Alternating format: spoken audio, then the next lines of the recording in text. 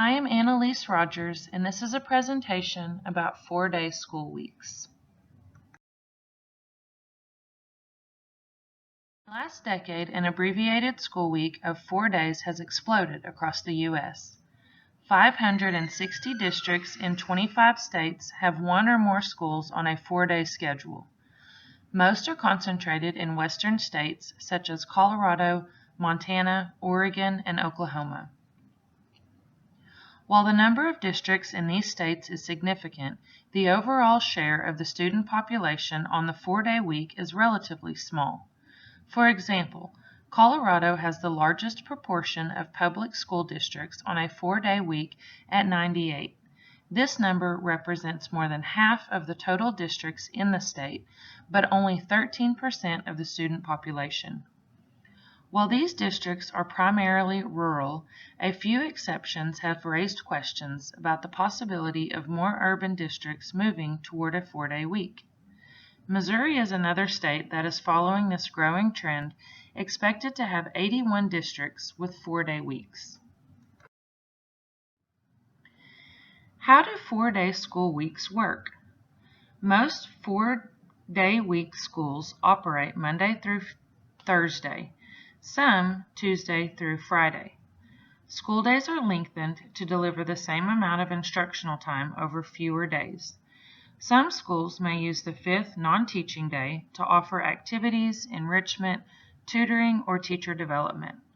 School calendars are dictated by states' minimum instructional time requirements, which are in turn tied to funding formulas.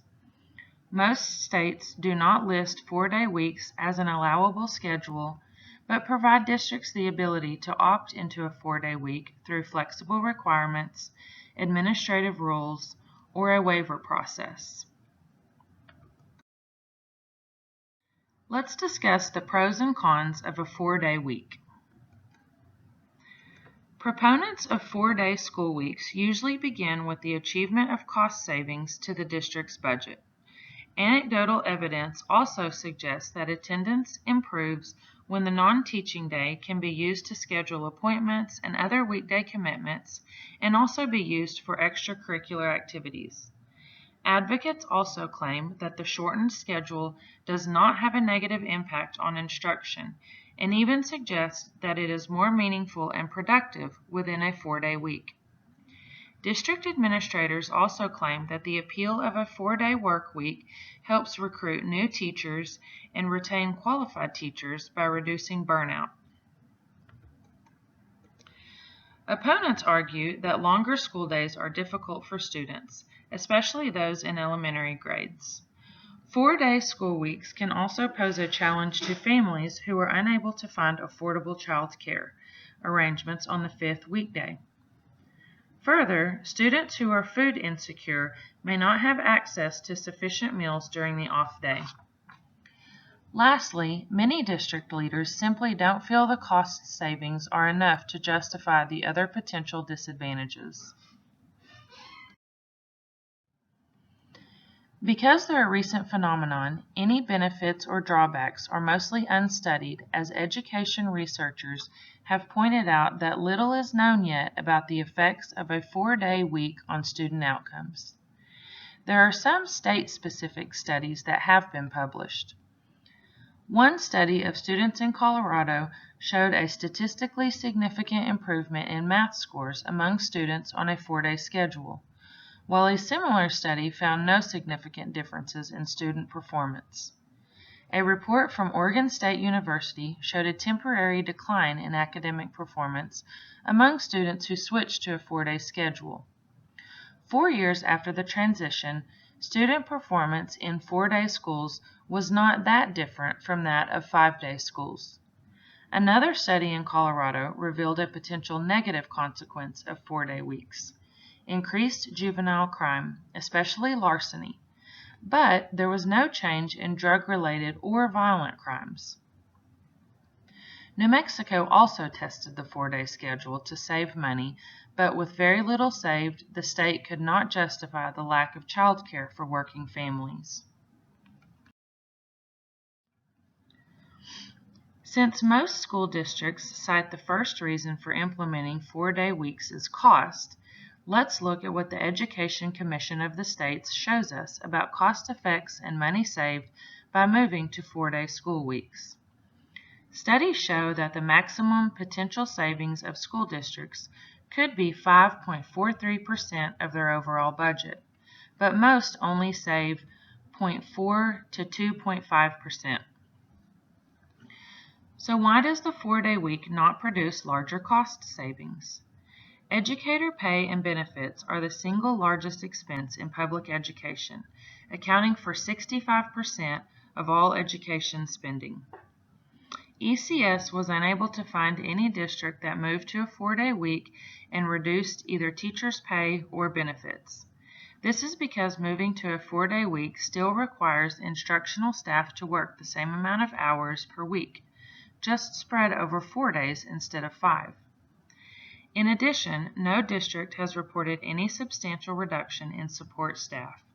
On average, non-educator staff salaries account for 15% of public education spending. This means that when moving to a 4-day week, approximately 80% of education spending is essentially unaffected by the change. Of several factors that account for potential and actual savings, one stands out. It is that many districts continued to make use of its 5th non-teaching day. Reasons for schools to be open on the 5th day include teacher training, student extracurricular activities, and learning programs for at-risk students. Reduction in the following are ways districts can save money when moving to a 4-day week. Substitute pay, some operations and maintenance, some administration costs, some student support services, student transportation on the 5th day, food service on the 5th day.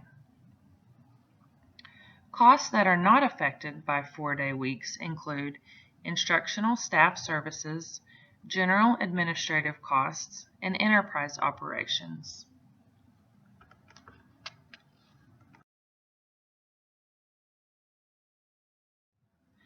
As we have been discussing district costs in percentages, you are probably wondering what the actual savings are, in real amounts.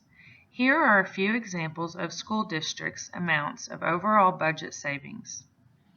Like me, you may have asked, if a change to a 4-day week might only produce a cost savings of up to 2.5%, why are districts still considering it as an option? While cost savings might not be large, they are cost savings nonetheless. Look at the Duval School District. Moving to a 4-day week produces only a 0.7% savings, yet that resulted in a budget reduction of $7 million. That $7 million could be used to retain up to 70 teaching positions. When faced with a choice of reducing the school week by 1 day or letting 70 teachers go, it is easy to see why some school administrators have chosen to go with the 4-day week.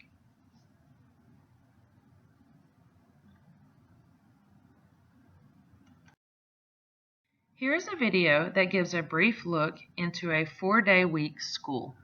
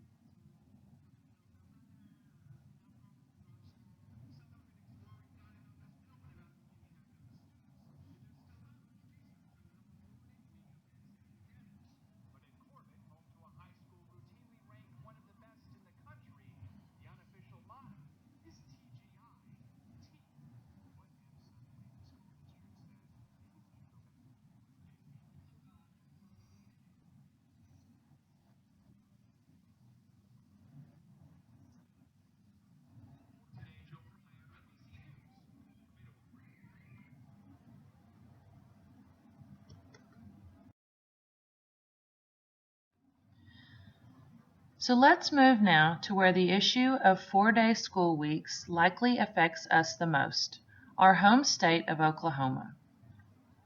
Of Oklahoma's more than 500 school districts, about 20% have 4-day school weeks. At the beginning of the decade, Oklahoma lawmakers changed rules for school year length from 180 days to 1,080 hours because inclement weather had forced students to keep going to school late into the summer. Leaders in rural districts took advantage and saw an abbreviated week as an opportunity to cut costs in the midst of a budget crisis. By the 2018-19 school year, more than 240 districts in the state had schools in session for fewer than 165 days. 92 of those districts were using a 4-day week. Oklahoma advocates for 4-day weeks claim that shorter weeks reduce absences, recruit and retain teachers, saves money, and does not have a negative impact on instruction.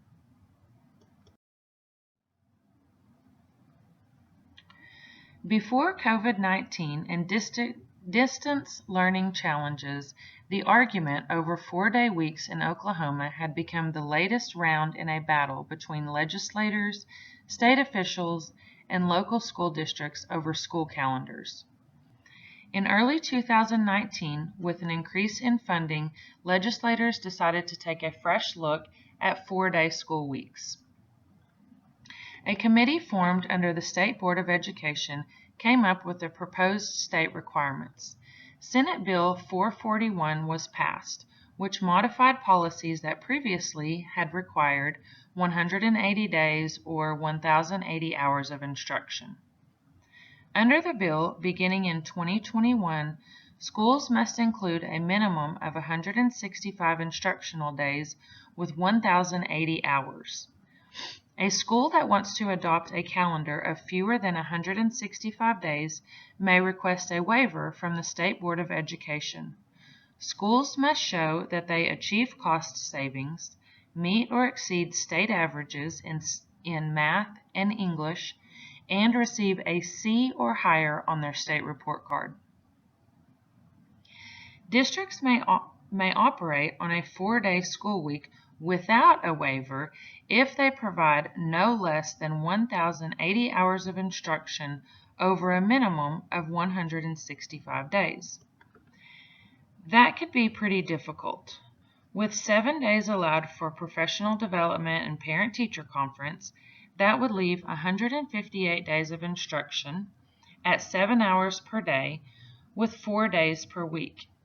That's 39.5 weeks in a school year between August and May. There are approximately 43 weeks between August 1st and May 31st. Holiday breaks would still need to be included.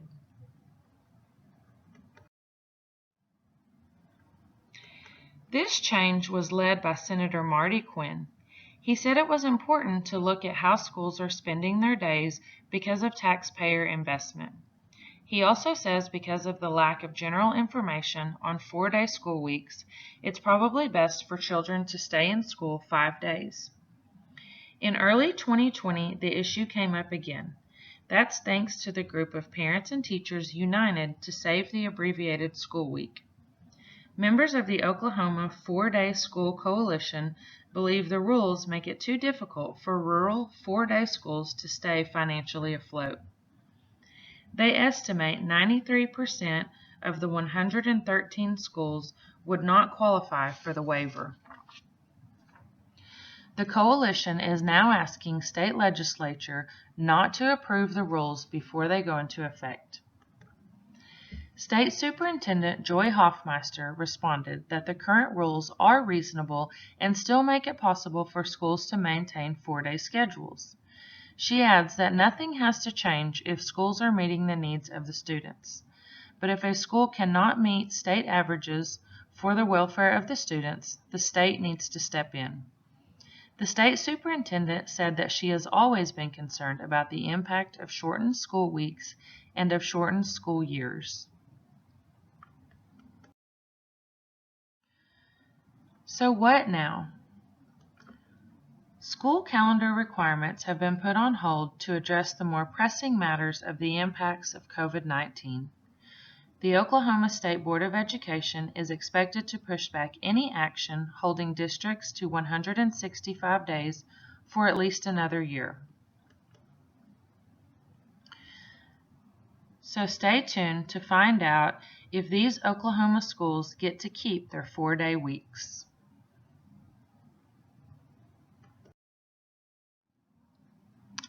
Here are a list of references used for this presentation.